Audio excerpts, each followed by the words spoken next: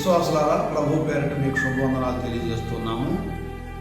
ఈ రోజుల్లో సంతానోత్పత్తి తగ్గిపోతూ ఉంది. సంతానము అనేది మన జీవితానికి చాలా అమూల్యమైనటువంటి వరము. ఇది దేవుని వద్ద నుంచి వచ్చు మాత్రమేనని మనం గమనించాలి.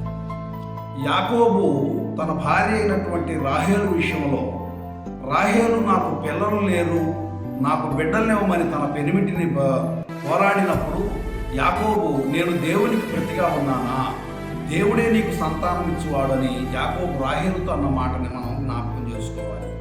నీకు సంతానము కావాలి. ఆ సంతానము మనుషుల ద్వారా వచ్చేది కాదు. ఆ సంతానము ఎదుటి వాళ్ళ దగ్గర బదులు తీసుకునేది కాదు. ఆ సంతానము దేవుడు మాత్రమే ఇవ్వగలడు. అందుకనే పరిశుద్ధ గ్రంథంలో కుమారులు యెహోవాను గురించి స్వాస్యము, గర్భఫలం ఆయన ఇచ్చు బహుమానమే అని పరిశుద్ధ గ్రంథంలో రాయబడింది. కాబట్టి దేవుని వలన మనకు సంతానం కలుగుతుంది.